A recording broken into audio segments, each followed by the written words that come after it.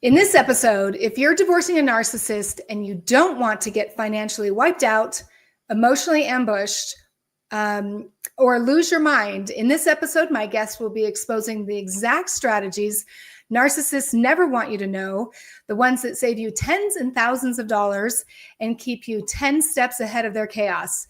She's exposing the manipulation tactics and the psychological games that ruin the informed people. So welcome back. Welcome to Divorcing Strong, the podcast that pulls no punches when it comes to divorce. I'm Becky Sampson, better known as Bulldog Becky Brockovich, and I'm here to give you the straight talk, the strategies, and the subpoena secrets you won't hear anywhere else. With expert guests and proven advice, you'll learn your rights, your options, and gain your power that encourages a fair and equitable outcome. Divorce doesn't have to break you. It can build you. Let's get to it. Well, welcome everybody to another episode of the Divorcing Strong podcast. I'm Becky Sampson, your host. And yet again, we have another amazing guest today. I have to say to you that she has been in this industry for a very long time, is very experienced, and has quite an amazing story, which we may or may not get to, but she is definitely all over helping people through the divorce and saving thousands of dollars, and hopefully being able to avoid having to go to litigation, because that's a really expensive way of doing this. So let me tell you a little bit about our guest today. My guest is Paulette Rigo. She's an accomplished divorce success strategist who is the creator and driving force behind Better Divorce Academy, where clients save an average of $45,000 to $70,000 in legal fees, 8 to 22 months in court, and a ton of heartache and bad decisions.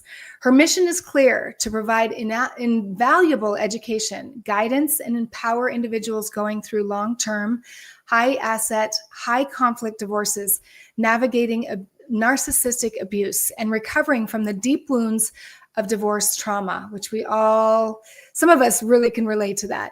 So dive into her comprehensive #1 best-selling Better Divorce Blueprint book, workbook, and online courses to gain clarity and practical tools. Find inspiration and insights from the No Matter What card deck, and tune into her empowering Better Divorce podcast. Paulette draws her own extensive experience on as an ADR credentialed private mediator, certified divorce coach, certified divorce specialist, and certified amicable divorce professional to help clients stay in control, avoid unnecessary court procedures, maintain dignity, and assemble just the right team of professionals. Paulette offers comprehensive support, guidance, and coaching throughout the entire divorce process, from confusion to conclusion. Through Better Divorce Academy and her authored works, she reaches and supports a wide range of individuals facing divorce. Paulette's proven strategies, compassion, and unwavering dedication to empowering her clients are revolutionizing the mediation and divorce coaching industry. So with that, I want to go ahead and introduce and welcome Paulette to the show. Hi, Becky. Thanks for having me. You have to be like, you are, when you and I first talked, I knew I wanted you on this podcast just because of your experience and what you've been through. And I have, as I told you before, I have an immense amount of respect for you, for what you do and how you support people. So tell everybody, kind of with a little teaser like that, like what's your backstory? What are you willing to share about it? And what makes you so passionate about being in this space for several years? Yeah. Listening to what you said, I sometimes forget what I've been through. Not that I dwell on it by any means. I believe in love. I believe in marriage, just to the right person, and when we're really young, we don't always know what that looks like. Or even when we're older, we change, we evolve. And if you're not changing and evolving, you're stuck. And that's not good. Not to say that you have to reinvent yourself. We don't all have to be, who should we pick on? Madonna. Remember how she used to reinvent herself be like, look at the hair, look at that. But not that I'm saying that, but you do have to grow from being a young adult into an adult and a mature, wise adult. But when I was very young, I met a young man. I was 17. I already had a boyfriend. That was complicated, but how long do we have? We got married at 22, 23. I didn't realize, it was just, I didn't know that marriage was a legal binding contract. I mean, I knew it was a serious decision. I took it seriously, but I thought it was about a pink dress. My wedding gown was pink, a cake, a party, and a little vacation, being sarcastic here about the wedding and the honeymoon. But I didn't really know the multitude and the depth and the breadth of the commitment. I mean, spiritually I did. And I'm a very, trustworthy, loyal person, but being young, I really didn't know the gravity of it. I also didn't realize, I came from a very small family, that when I married, I was marrying a family, not just a husband. That was very overwhelming to me. So 21 years later, when I finally made the decision to divorce, it was not a decision I took lightly. I contemplated it for about 10 years, which is a little bit more than the national average.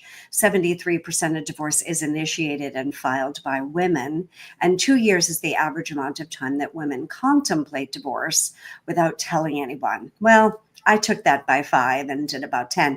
If there's a book about marriage relationships, I read it. We didn't have podcasts back then, but we had bookstores, and I used to sit in Borders, which was a very small little local bookstore in Massachusetts where I lived.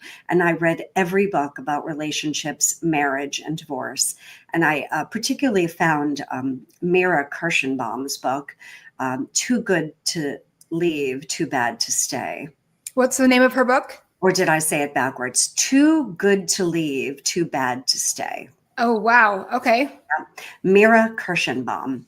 I believe she's since passed away, but she's a clinical psychologist from Chestnut Hill, Massachusetts, right near where I lived. And man, did I learn a lot from that brilliant psychologist. Anyway, so when I finally decided to divorce, I didn't realize the complexity of it. But when you marry, it's a legal binding contract. And for whatever reason you decide that your marriage needs to end, and there are, I would say hundreds of reasons. There are actually 21 main reasons couples divorce. But when you micro it down to the micro versus the macro, it would be, many, many reasons why people divorce. But when I really figured that, I didn't realize that the only way to end that legal binding contract is to enter into yet another legal binding contract known as divorce. Isn't that so true? I don't think people realize that. And, one of the things my husband said is it takes 2 to get married and 1 to get divorced. Amen. Yeah. Yeah. And a lot of people get pissed off when they hear that, pardon the expression, but they're like, wait, I'm like, well, it takes 2 to tango, but only 1 to untangle. So, and that feels a little bit difficult. So when I finally did divorce, of course, we did try the private mediation thing first, and that failed because there was no attempt to fill out the domestic relations financial affidavit. The $2,500 retainer that she accepted was returned to me in a letter that said, good luck, you're going to need it. And I thought, oh boy, buckle up. So I personally endured. Go ahead. So sorry, can I talk to you about that? Because a lot of people think that, especially when you're dealing with a narcissistic, or let's just say crazy, we're not therapists, we can't diagnose anything, and we recommend other people don't do the same. However, if you do have somebody that you're dealing with a narcissistic tendencies or behaviors, mediation, exactly. She saw the need for that, and sometimes it's court ordered that we go to mediation, and obviously that may not work if you're dealing with a very difficult personality. Talk a little bit about that in your experience. Well, my personal experience was that we wanted he wanted to avoid litigation, and so did I. He had already seen an attorney. I did not know that until he was in the shower, and I snuck into his wallet. And I found a business card with an attorney's name, and I flipped it over, and it had those little lines with appointments, and the appointment times were designated, and they were in October, and this was in November. So I know he had already seen an attorney, and I did not need to remember the name or write it down, because the first name of this person was my great grandmother's first name, and this person's last name was one of my best friends growing up's last name. So I just said, I don't need to even write this name down. It was just karma. And there was a little bit of a dissertation later on, a week or so. And he said, well, I haven't seen an attorney. And I said, well, neither have I. And I knew he had. So he kept pushing the agenda. And I said, well, would you like to know her name? And it was a female. So from then on, he kind of knew that I had somehow known, not understanding that I had gone through his wallet and found the card. Now I put the card back. So, it's not like I kept it. I don't even think I took a photograph of it. This is many, many, many years ago, going on 20, it's up there. So anyway, mediation has three forms. There's private mediation, and as a credentialed private family mediator specializing in alternative dispute resolution, that's, I would say, 50% of the work that I do.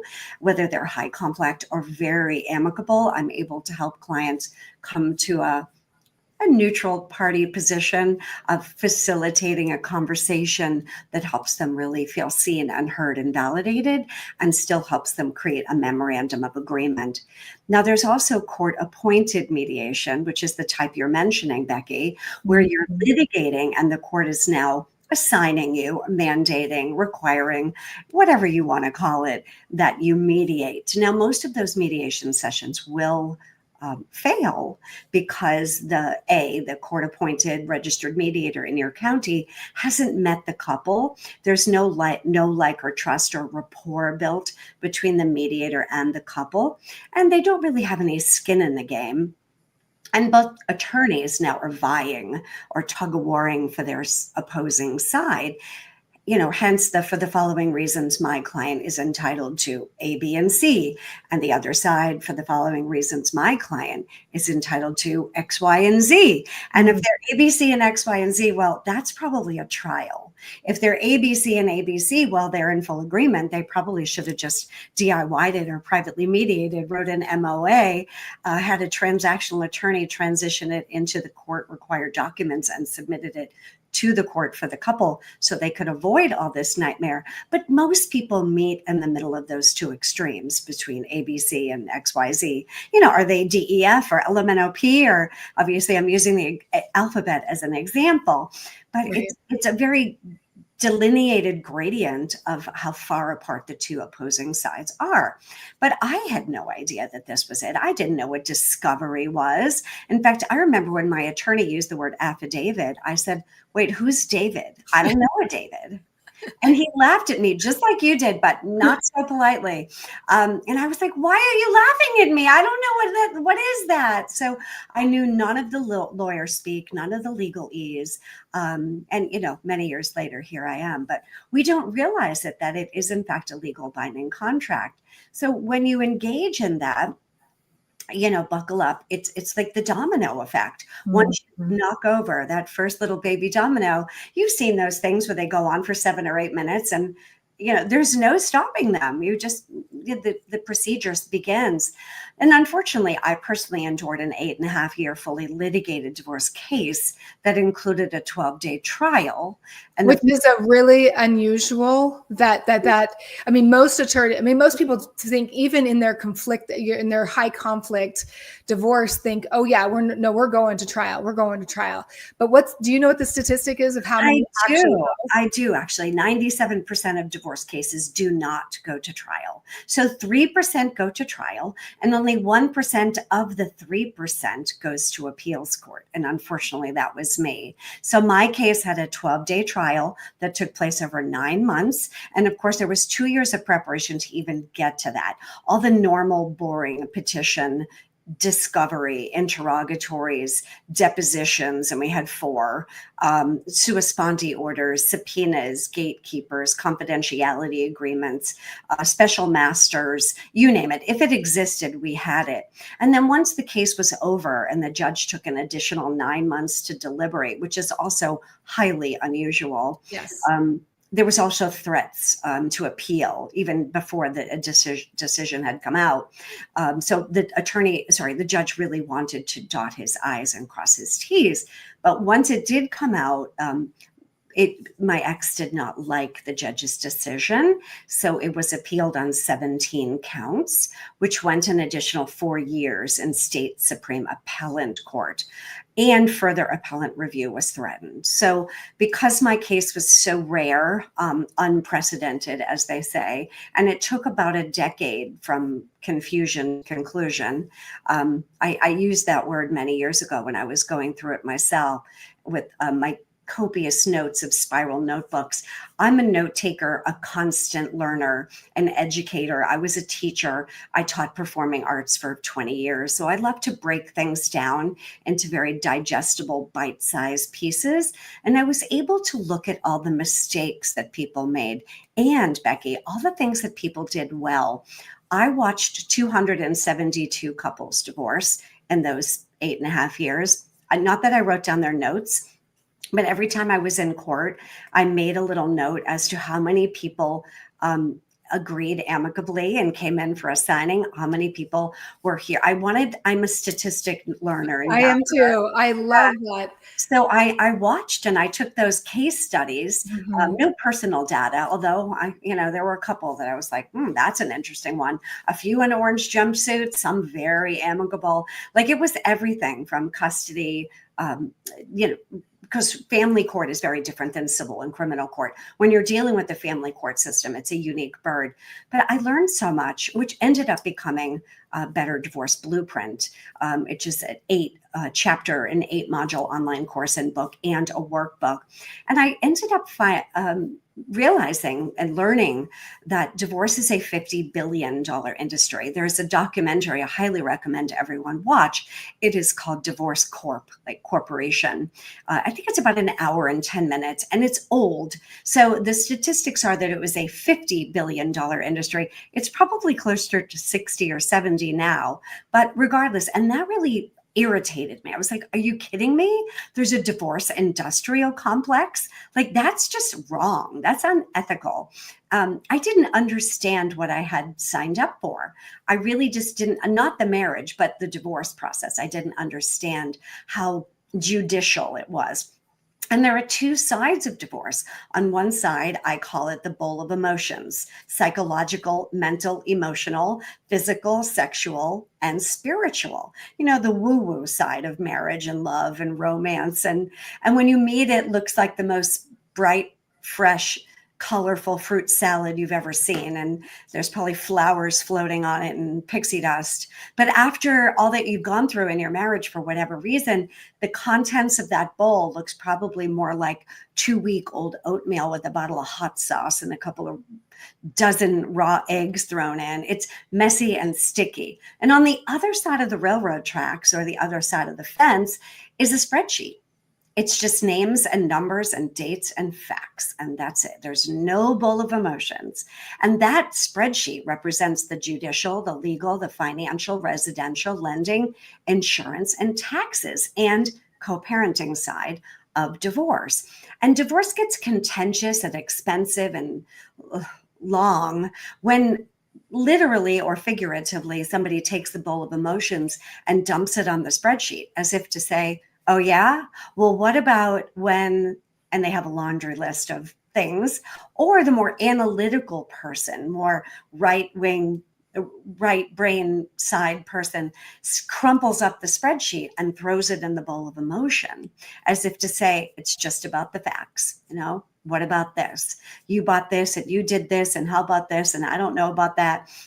And there's all this mystery. So because I endured that very long divorce case, and because of the previous careers I'd had, I know a lot of women. I ran the children's division of Ford Models.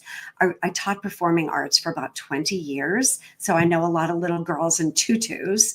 I was a birth doula, a lactation consultant, a yoga teacher trainer, an Ayurvedic consultant, and I became a macrobiotic cook because I love helping people. So I know all these women because of babies and modeling and ballet and yoga. So my case became well known, and I got letters, my doorbell rang, my phone rang, I got messages. It was sort of the infancy of what social media is now. And this conversation would always be, are you okay? And why is this taking so long? But it would usually end up with, can you help me? Yeah, And and I have a question for you, because I mean, most people listening right now would be like, how in the world did you last that long?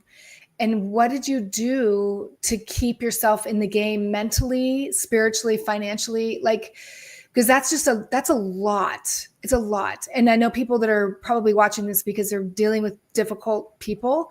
How did you do that? well, I come from strong blood. My family is all very strong-blooded people. I was a dancer, and dancers don't know quit. You know, what is that expression? The show must go on. Be a trooper. Never let them see you sweat. Break a leg is literally an expression in the theater world. And I just kind of learned to put on my big girl pants, put on lipstick, and put on a brave face. But I also studied a lot. I was very lucky, fortunate that an angel, my father's financial advisor, my father had passed away, recommended the attorney to me. His name is Martin Kane. And when you're from Boston and your name is Martin, it's Marty. So he took me under his wing. He never let me fail and falter. He taught me everything I needed to know to protect myself. And I am a constant learner and as he said, a credible client. I learned to be an asset to myself and an asset to the firm. But I also took up becoming an ERYT 500, which is an experienced registered yoga teacher with over 500 hours. I'm not when I do something, I do it full out. So I ended up doing 1,500 hours. I also studied a lot about wellness and understanding the difference between acid and alkaline and diet. And I really learned to witness and not engage in the process. I took incredible notes, copious notes, and I really invested myself in reinventing the process, which ended up becoming a thriving solution and business. I ended up becoming, as I mentioned, an ADR private mediator and a high conflict certified divorce coach. I'm also the director of coaching and case management for an HR company. So I really have become a PhD in all things divorce. I'm able to help people in those early years of contemplation, like something's wrong. I can't put my finger on it, but something feels wrong. Am I codependent? Is this a narcissist? Are they just a pain in the tail? You know, are they histrionic, antisocial, borderline? Like, what is wrong here? Am I crazy? Am I making this stuff up? Like, there's all this confusion and overwhelm and fear, and of course, hope that things will change. And because I endured it for such a long period of time, I was dedicated not to get sick. I wanted to make sure that I didn't get sick. I saw so many people get sick. So I committed myself to wellness and mindset. And I'm happily remarried 8 years now, and I've helped thousands of people. And because I founded Better Divorce Academy and authored #1 best-selling book, Better Divorce Blueprint, and I host the Better Divorce podcast, I put myself out there to help people as much as I can avoid even just a tiny bit of what I experience. It pains me to see people struggle and help them avoid court, save unnecessary legal fees, keep their private life private, divorce with less drama and trauma, and a lot faster. Divorce, even if it were free, and it's not, by the way, it's so long, which is what? Draining. If something's quick and efficient, we're usually like, oh, well, I can get through this quickly. But when it lingers and lingers and lingers, man, does it wreak havoc on you, the family dynamics, and the children. And I don't want anyone to have to go through what I went through with alienation and estrangement. It's not fun. No, and I appreciate you sharing that, because, and one of the things I really, really love that you just said is that you threw yourself into educating yourself, not just turning your case over to an attorney and saying, okay, you'll take everything. No, you took the bull by the horns, which is one of the reasons why I have such great respect for you, because I felt like I kind of did the same thing too, and not because I wanted to, but it was because I felt like I had to. The more I educated myself, the better I could communicate with the attorney, the better I could see how the system worked and better navigate through that. That's the whole purpose of the Divorcing Strong podcast, is to educate you on your rights.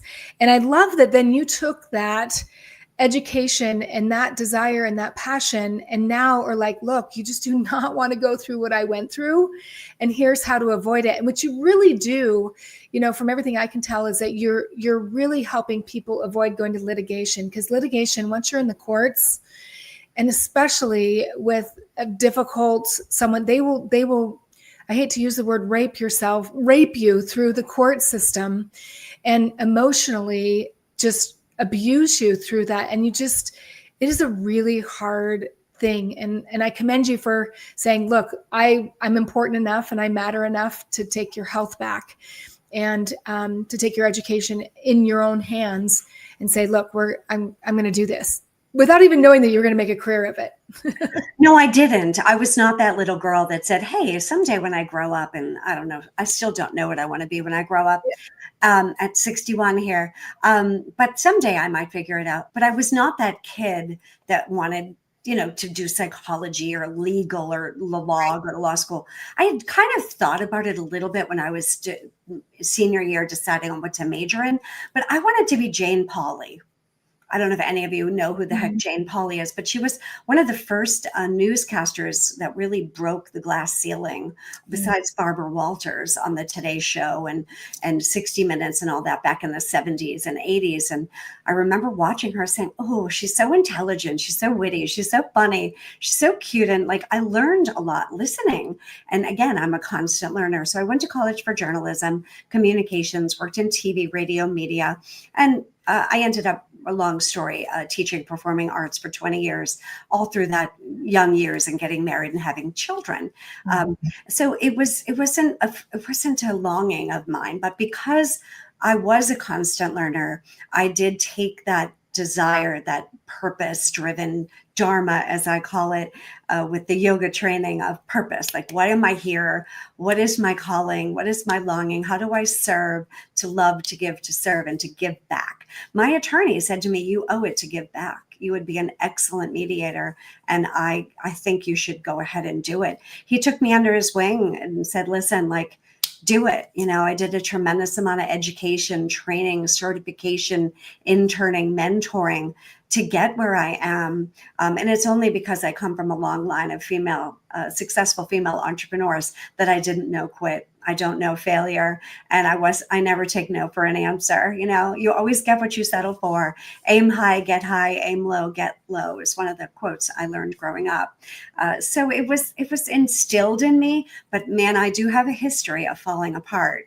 You name it. I had all kinds of quirky, weird medical conditions, a dysfunctional eustachius tube in the back of the ear, tonsils, resorption in a tooth, which ended up as a root canal, nodules on my vocal cords, you name it. And it was all from tinnitus, whatever you call it, grinding my teeth. And it was all from clenching and keeping my mouth shut, because I was afraid to speak my truth. Isn't that so true? Because when I was going through my divorce, I actually had surgery on my vocal cords as well. And that was right to the very end of this divorce, the second divorce, I went and had them removed. And I thought to myself, you know what? I'm finally free. My voice is free.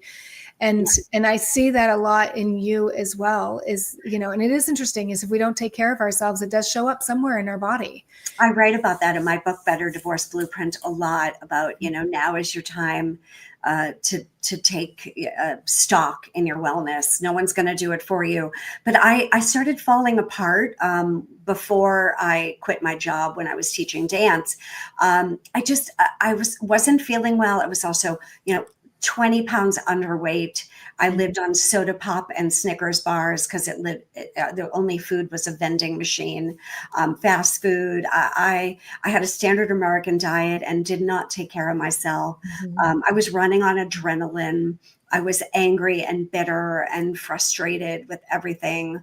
And I kept it all inside, and my body really started to break down with that. So I had all this list of ailments, and I kept saying, like, what the hell is wrong with me? Like, I don't have cancer. I'm not dying. Why do I feel like it?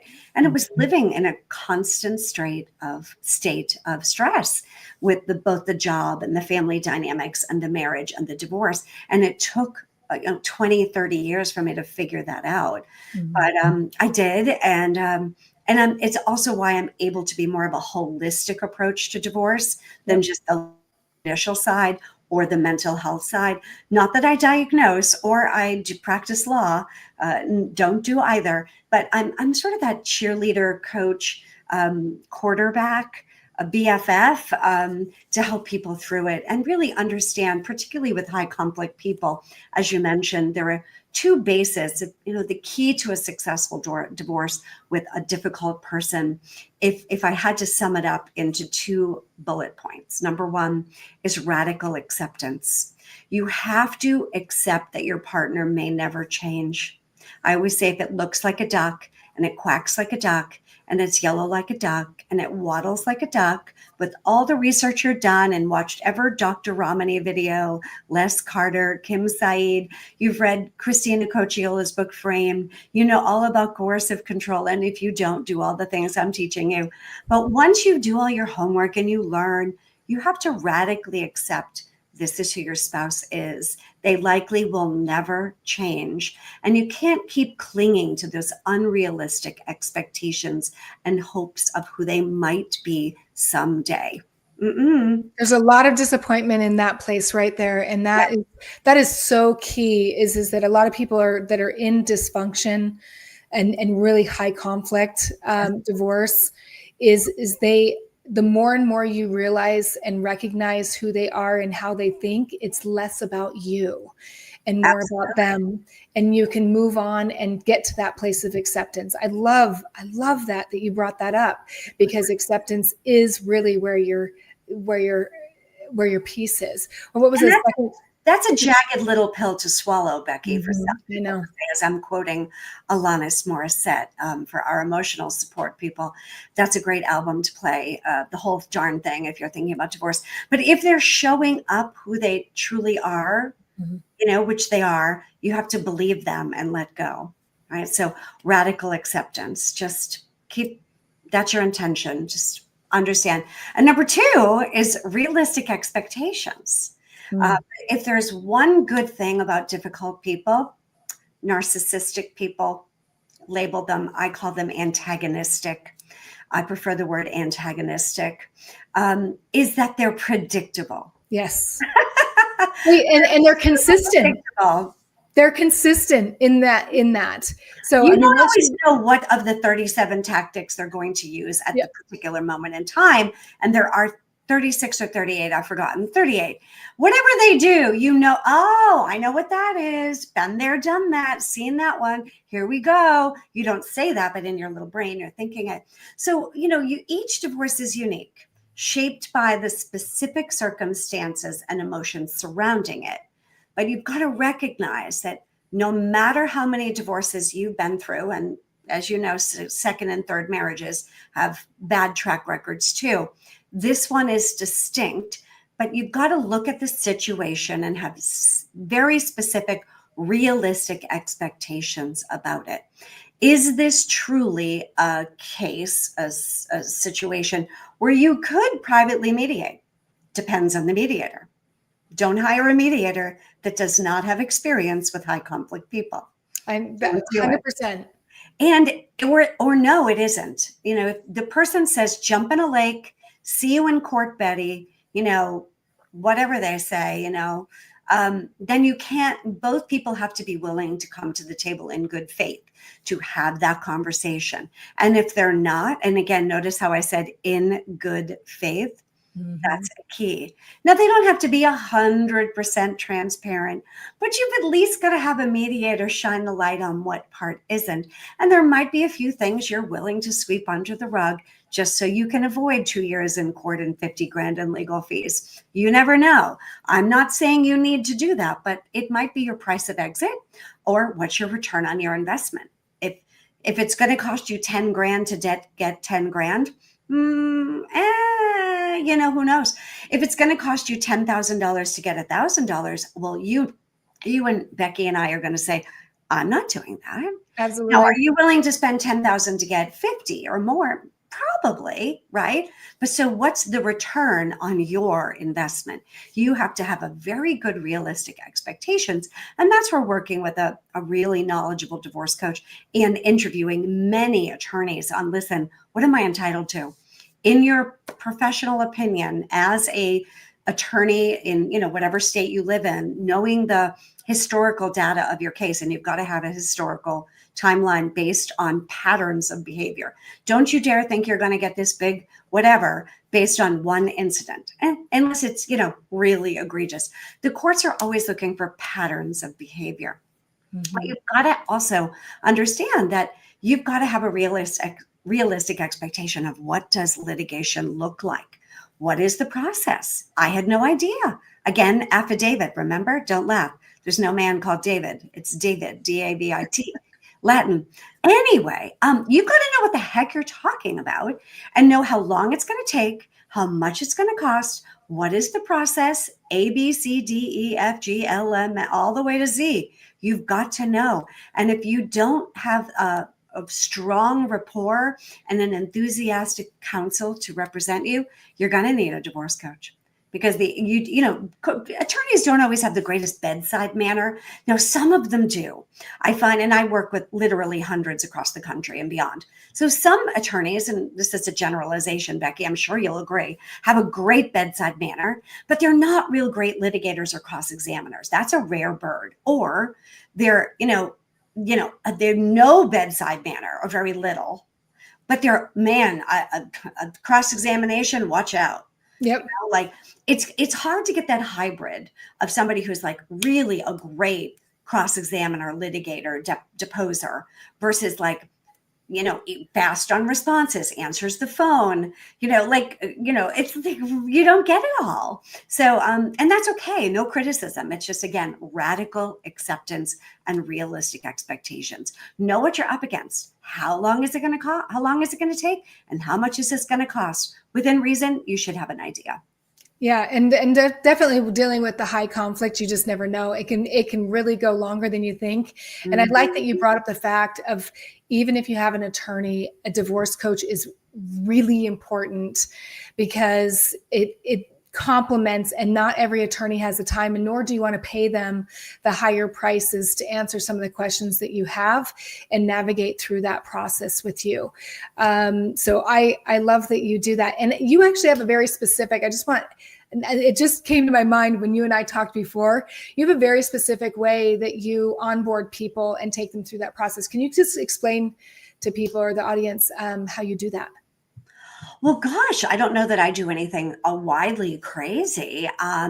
When people reach out to me, again, it's normally, and again, I would say 60% of my clients are women and about 40% are men, which really makes me happy that more and more people, and also the younger generation, which is more concerned with alternative ways of solving problems versus, well, that's just the way it is. You go to the doctor, you get a prescription, versus the newer way of thinking like, how can we solve this problem differently? So those people that are in the early stages of that, I usually send them an email with 11 questions, and we get on a quick call to, litmus test where they are, and diagnose whether they're truly, assess whether they are truly, and they have to desire a good candidate for mediation, or are they really better off litigating? It's a matter. I don't make it overly complicated though, and I keep it very systematic, but remind me, what did I tell you that maybe I've forgotten that I do? I think that one of the things as a strategist, what I love is that you jump on the call and say, okay, look, here's your options. Tell me the issue at hand. And then you can say, okay, this is what I would recommend. This is what I'd recommend, because you've got so much experience behind you, not only with the litigation, but also with the mediation and being, certified coach and high conflict. I mean, you're invaluable. Your time to be able to sit and Becky, you have to know, when I mediate, I don't coach. When I coach, I don't mediate. But that's not to say when I'm mediating, I don't use my coaching skills. Yeah. And when I'm coaching, I don't use my mediation knowledge. But they're two separate worlds. And yes, there's a lot of overlap. And again, I'm not diagnosing like, oh, your spouse is right. You sure they don't need a psychiatric evaluation? A couple times I thought about it, but that's a whole nother world, or spoke on the wheel. And then as far as getting legal advice, and of course I have clients in 43 states right now. So they're all going to be different. So they community property, is this an equitable division state? And Canada, Central America, and the UK too are going to have different procedures and laws, right? So, but you have to look at your case and litmus test it, assess it. Like, what is the propensity that we, as a married couple, husband and wife, or spouse and spouse, could potentially avoid court? Yes. Some people can do it. And again, 97% of cases do not need to go to trial because they don't. So why would you then assume that you're going to go to hearings and pretrial conferences and all of that, and trials, and of course all the preparation that you would get to that, if the odds of you getting that far are pretty low, right? It's expensive. So I always try to look at that. And I also make sure that both spouses are able to talk to me, right? I'm not there for the wife or the husband or the spouse A or spouse B. I'm there for the team. The three of us work together as a team. If I can educate both of them about this is what's required, if we can walk through all these issues and at least address what do we agree on, what don't we agree on, and what likely would the outcome if you were to litigate. Now, again, I'm not telling them what the outcome would be. They pretty much, through, what do we call it, deductive reasoning, we'll do a little bit of, figuring that out. But we have to figure out basically four things: legal and physical custody, decision-making and where they sleep, who's paying for what, child support, equitable division of marital assets and debt, or community property. And is this a case or is it not for spousal support? That's it. Yeah. That's all the court cares about, kids. That's it. Keep it simple. And just to clarify, if you're a mediator, you'd be working for both of them. If you're a coach, normally you'd just be with one person. Yes, I do a little bit of what's called discernment counseling, where I work with party A for one session, and then party B for a second session, and then I bring them both together for a third session, just to kind of see where each of them are. Where does she feel heard and seen and validated? Where does he feel heard and seen and validated? Where are they congruent and where are they not? And based on that, and how many of the 21 reasons couples have divorce, if they've got 19 out of the 21 reasons, they should probably divorce. I don't tell them that. They figure it out themselves. And they're likely going to litigate if they cannot see the light of that acknowledgement or acceptance. If they're like, yeah, we don't agree on blah, blah, blah, blah, blah, and they both are nodding that they don't agree on those issues, right? And they're more, well, this isn't what we wanted, not what we signed up for, but you know what? I think we can get through this with some grace and dignity and wisdom. Then I'm like, Are you interested in privately mediate so you can avoid court, save a boatload of money, keep your private life private, divorce swiftly, and save all that, ick? I call it the ick factor. And they usually go, hell yes. Of course. No one's ever said, no, I want to waste money. I love trauma. Yeah. God, drag it out for years, will you? And all my dirty laundry, I want to be on the front page of the New York Times. Like, nobody says that, Becky, right? No. So it is. But yes, when I mediate, I work with both parties. We're a team. And when I coach, it's just one party. Correct. Yeah, I love it. I love it. Well, thank you so much for coming today and sharing us with your wisdom, your experience. Thank you for working with the people that you do and making the difference that you have. Because I hands down to you for for being through what you've been through and then saying, hey, I need to reach out and help other people through it. So I always end the end of the podcast with one question, which I've been fascinated, but here's my last question to you is, what does divorcing strong mean to you? So many things. For each person, it could be a little bit different. But if I had to give an overall courage booster, it's to get very clear on your why and to know that your goals are established prior to entering into any mediation or litigation. You shouldn't feel manipulated. You should feel very calm and grounded on what your core values are, because this is what matters: regret. You don't want to look back at this experience of mediation or litigation saying to yourself, if only I had filled in the blank, done my research, read a few more, listened to a few more, found the right attorney, if only I had ... right? The regret is a terrible thing. You always want to look back at this experience with, grace and wisdom and dignity, that you handled yourself well, you did your homework, and you felt like you really, invested yourself in creating the next chapter of your life. You don't want to just hand it over to faith and throw it up like confetti and see where it all falls. You have to be very mindful and intentional in your decisions. Awesome. Well, thank you so much, Paulette. I appreciate you saying that, because it really is true. That gets you down. I love that most people say, I have regrets during a divorce. And if you can walk away with no regrets and no feeling like you've been cheated or you've cheated them or none of that stuff, that you can literally close the chapter and move forward in peace is huge. Yeah, it is. It's one of the reasons I do what I do and why I'm so passionate. Yeah. Well, thank you so much for joining. And make sure you guys go to her website. Also, all your on the show notes down there, it has all your contact information. You're all over the place in your podcast. And so make sure you reach out to Paulette. And thank you again for being on the podcast. And thanks everybody for joining us on another episode of Divorcing Strong. Make sure to join us on the next one, and we'll talk to you later. Thanks for listening to the Divorcing Strong podcast. This episode is sponsored by Only Subpoenas, where we make subpoenas simple, powerful, and 100% compliant. If you're having a hard time getting the information you need to settle for a fair and equitable divorce, let us help you.